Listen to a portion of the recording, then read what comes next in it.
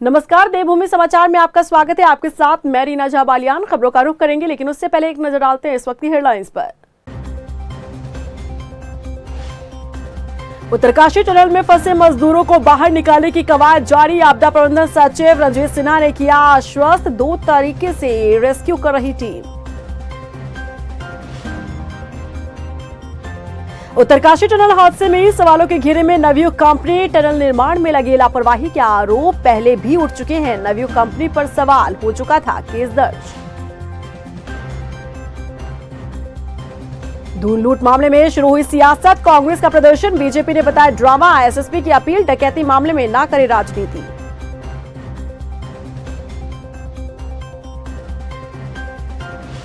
रुड़की में लकड़ी माफिया के हौसले बुलंद। मानकपुर रेंज में रातों रात काटे गए 40 से ज्यादा आम के पेड़। वन और उद्यान विभाग मामले में बना रहा अनजान। और चलिए बुलेटिन की शुरुआत करते हैं। उत्तरकाशी टनल हादसे ने एक बार फिर से उत्तराखंड में हो रहे निर्माण कार्यों को लेकर सोचने पर मजबूर कर दिया है। विकास के नाम पर प्रकृति के साथ खिलवाड़ किया जा रहा है, जिसका नतीजा उत्तरकाशी टनल जैसी घटनाएं हैं। ऐसे में सवाल है कि क्या पिछले हादसों से कोई सीख नहीं ली जा रही है। देखिए रिपोर्ट। प्रकृति से खिलवाड़ उत्तराखंड पर भारी। विकास के नाम पर पहाड़ से छेड़छाड़ जारी। उत्तरकाशी टनल हादसे पर उठ रहे सवाल, क्या पिछली घटनाओं को किया जा रहा नजरअंदाज। उत्तरकाशी टनल हादसे ने एक बार फिर से उत्तराखंड के लोगों को डरा दिया है। विकास के नाम पर चल रहे निर्माण कार्यों ने अब सोचने पर मजबूर कर दिया है कि क्या वाकई में प्रकृति के साथ छेड़छाड़ करना सही है। क्योंकि उत्तरकाशी टनल हादसा कोई पहला हादसा नहीं है। इससे पहले कई ऐसे हादसे हो चुके हैं जिसने कई जिंदगियां ली। लेकिन लगता है कि पिछली घटनाओं से कोई सीख नहीं ली जा रही। उत्तराखंड में मौजूदा समय में कई प्रोजेक्ट चल रहे हैं, जिसमें हाईवे अथॉरिटी के साथ साथ रेलवे की सुरंग भी बन रही है। ऋषिकेश कर्णप्रयाग रेल मार्ग में भी पहाड़ों को खोदकर कई टनल बनाई जा रही है। इसके साथ ही उत्तराखंड ऑल वेदर रोड के लिए 4 बड़ी टनल बननी प्रस्तावित है। निर्माण कार्य के दौरान न केवल इंसान बल्कि घर और खेत भी प्रभावित हो रही है। उत्तरकाशी टनल हादसे के बाद जो सबसे अधिक घटना लोगों के जहन में है, वो है 7 फरवरी 2021 में आई चमोली की रेणी गांव की आपदा, जिसमें पलक झपकते ही 130 से ज्यादा लोगों की मौत हुई। ऐसा ही रेस्क्यू उस वक्त तपोवन की उस टनल में भी चलाया गया था। एक के बाद एक शव साल 2022 तक भी उस टनल से मिलते रहे। इतना ही नहीं, रेल मार्ग के लिए बन रही टनल में इसी साल जनवरी महीने में टिहरी की अटाली में हुए भूधसाव के कारण दरार भी आ चुकी है। ये दरार सुरंग के रिटेनिंग वॉल में आई थी। उत्तराखंड में बन रही तमाम परियोजनाओं को लेकर सरकार से लेकर कार्यदायी संस्था लगातार ये दावे करती रही है कि कार्य से पहले पूरी तरह से भूगर्भीय परीक्षण किया जाता है। बावजूद इसके आखिर क्यों उत्तराखंड में बन रही पहाड़ों के अंदर सुरंग से न केवल उत्तराखंड के लोग बल्कि लोगों के घर, खेत खलिहान भी भूस्खलन की चपेट में आ रहे हैं। भूवैज्ञानिकों के मुताबिक यह हादसा कोई आश्चर्यजनक नहीं है। पहले से ही इसका अंदाजा था कि कोई न कोई हादसा अवश्य पहाड़ों से छेड़छाड़ करने के दौरान होगा।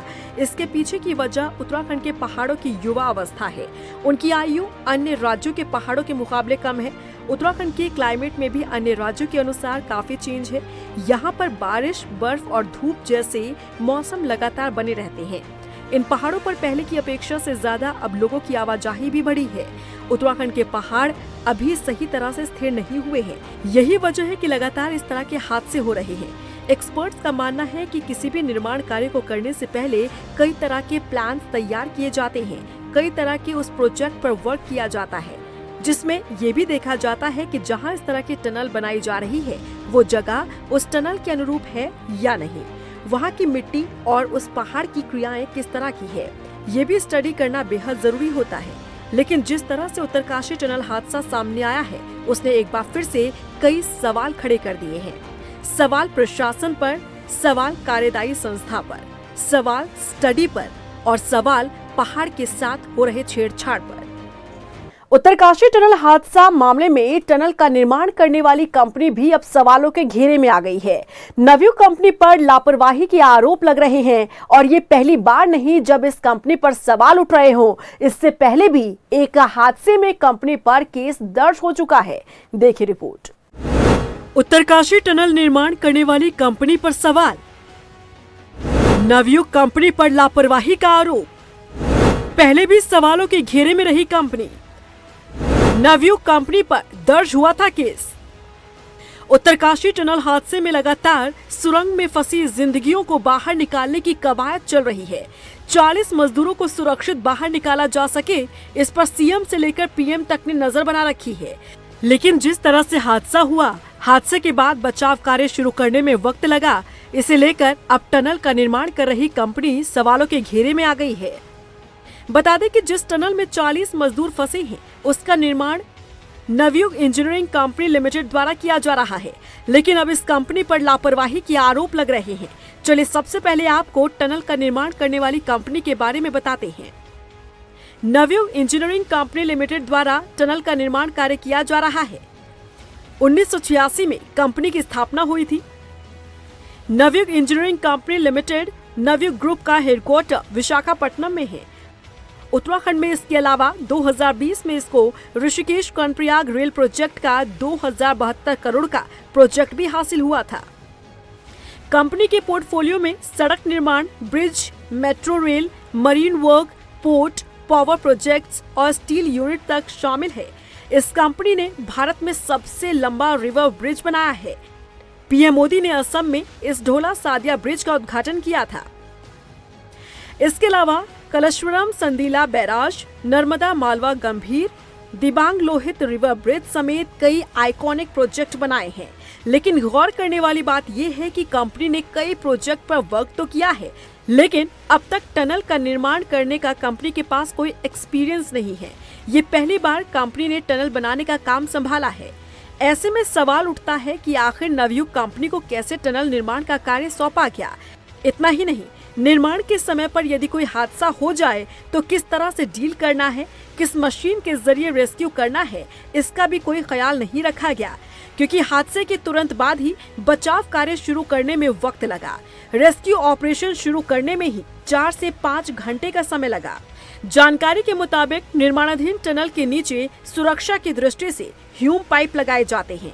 यदि सुरंग में ऊपर से मलबा गिरे और टनल बंद हो जाए तो अंदर फंसे लोगों को ह्यूम पाइप के माध्यम से आसानी से बाहर निकाला जाता है।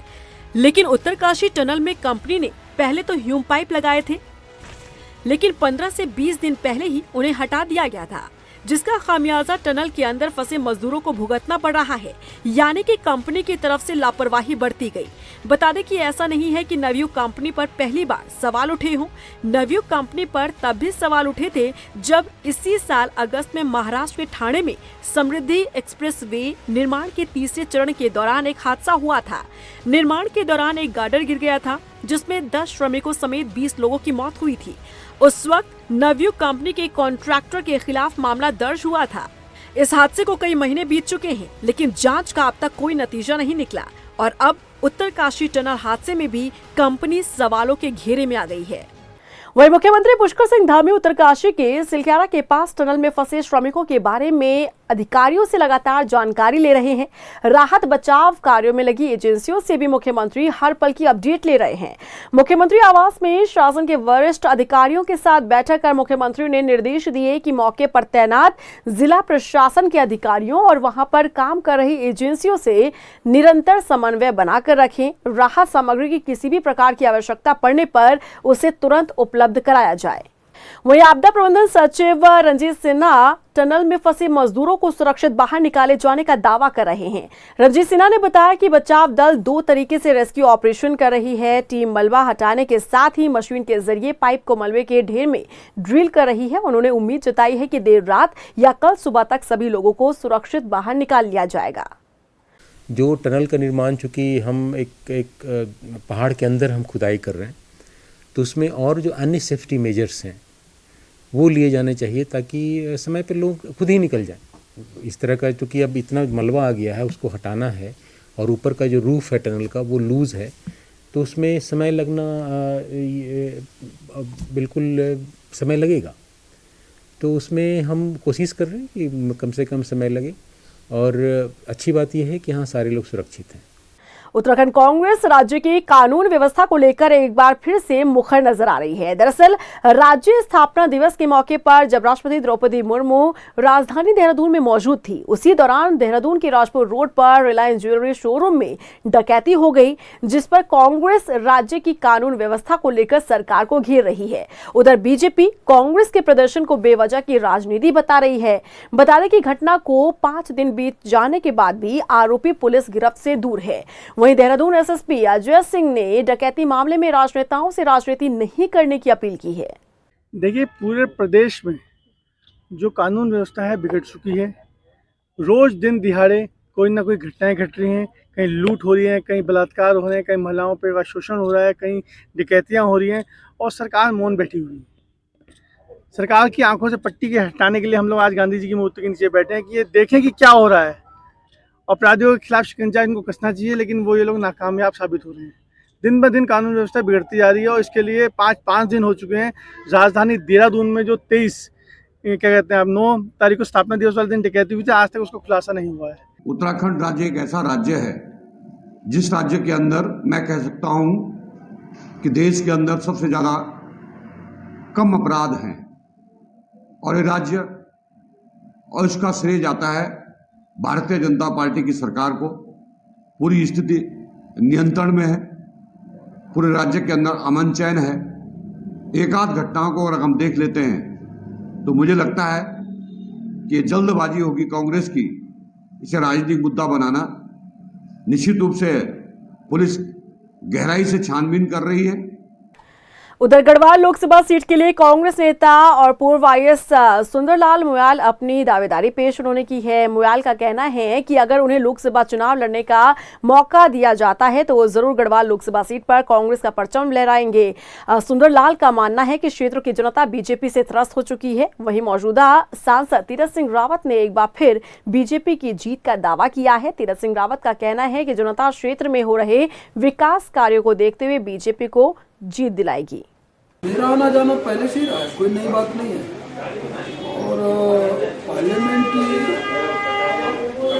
अंदर जो समय रहता है उसको छोड़ करके शेष बाकी मैं क्षेत्र में घूमता रहा हूँ। आज से नहीं, पहले से मेरा एक रहा है। बल्कि मैं तो कहता हूँ समय कम मिलता है पार्लियामेंट के कारण। लगातार 1-1.5 महीने का हाउस चल रहा है और नियमित इस तरह का जो चलता है। फिर कमेटियों का दौरा होना, भिन्न स्टेट में अध्ययन दल हमारा जाता है। हर 10-15 दिन बाद कमेटी की मीटिंगें दिल्ली में होती हैं, तो उस हिसाब से समय कम मिल पाता है। लेकिन जो समय मिलता है वो मेरा क्षेत्र के लिए होता है, जनता के लिए होता है। वोट ये तीरथ सिंह रावत जी की वजह से निगेटिव वोट पड़ेंगे और हमारा कांग्रेस कैंडिडेट जीतेगा। मैं भी दावेदारी करूंगा। मुझे भी टिकट अगर हाईकमांड ने टिकट दे दिया तो मैं भी उसमें दावेदारी करके चुनाव मैदान में उतरूंगा। शीतकाल के लिए 4 धामों के कपाट बंद होने की प्रक्रिया शुरू हो चुकी है। मंगलवार को अन्नकूट के पावन पर्व पर विधि विधान के साथ गंगोत्री के धाम कपाट को शीतकाल के लिए बंद कर दिया गया। इस मौके पर धाम में मौजूद श्रद्धालु भव्य पल के साक्षी बने। बता दें कि नवी बिहार रेजिमेंट के बैंड की धुन और परंपरागत ढोल दमाओं की थाप के साथ मां गंगा की उत्सव डोली मुखीमठ के लिए रवाना हुई, जो बुधवार को मुखवा पहुंचेगी, जहां श्रद्धालु शीतकाल में मां गंगा के दर्शन कर सकेंगे। की जो डोली गंगा सहस्त्र नाम पाठ के साथ अभी हम लोगों ने श्री राम गंगोत्री से विदा कर दी है और अब ये भैरव घाटी होते हुए माँ देवी के मंदिर में वहाँ पहुँचेंगी। तदुपरांत कल जो है माँ गंगा मायके में पहुँच जाएगी, जहाँ पर कि लोग सभी आंखें बिछा के बैठे हुए हैं, सारी जनता, सारा क्षेत्र, और माँ गंगा के दर्शन अब श्री मुखीमठ धाम मुखबा में उपलब्ध रहेंगे। बोलिए गंगा मैया की जय। उधर रुड़की में लकड़ी माफिया के हौसले कितने बुलंद हैं, इसका अंदाजा सोमवार रात हुई घटना से लगाया जा सकता है। आपको बता दें कि लकड़ी माफिया ने रुड़की के मानकपुर रेंज में मौजूद 40 से ज्यादा आम के प्रतिबंधित पेड़ों पर रातों रात आरी चला दी, जिसकी भनक ना तो वन विभाग को लगी और ना ही उद्यान विभाग को। घटनास्थल पर जब मीडिया कर्मी पहुंचे तब उद्यान विभाग को घटना की जानकारी मिली। अब अधिकारी आरोपियों पर कार्रवाई की बात कर अपनी सफाई पेश कर रहे हैं। मामला है ये अपने आप पता नहीं चोरी से काटे हुए पेड़ है, जिनका मेरे द्वारा निरीक्षण किया गया और मुझे जो है 40 पेड़ मिले, मैं 40 पेड़ों के वो जो है FIR दर्ज कर रहा हूँ। और इसी के साथ फिलहाल इस बुलेटिन में बस इतना ही, लेकिन चलते चलते एक नजर डालते हैं इस वक्त की हेडलाइंस पर। उत्तरकाशी टनल में फंसे मजदूरों को बाहर निकालने की कवायद जारी। आपदा प्रबंधन सचिव रंजीत सिन्हा ने किया आश्वस्त, 2 तरीके से रेस्क्यू कर रही टीम। उत्तरकाशी टनल हादसे में सवालों के घेरे में नवयुग कंपनी, टनल निर्माण में लगी लापरवाही के आरोप पहले भी उठ चुके हैं। नवयुग कंपनी पर सवाल, हो चुका था केस दर्ज। धूल लूट मामले में शुरू हुई सियासत, कांग्रेस का प्रदर्शन, बीजेपी ने बताया ड्रामा। एसएसपी की अपील, डकैती मामले में ना करे राजनीति।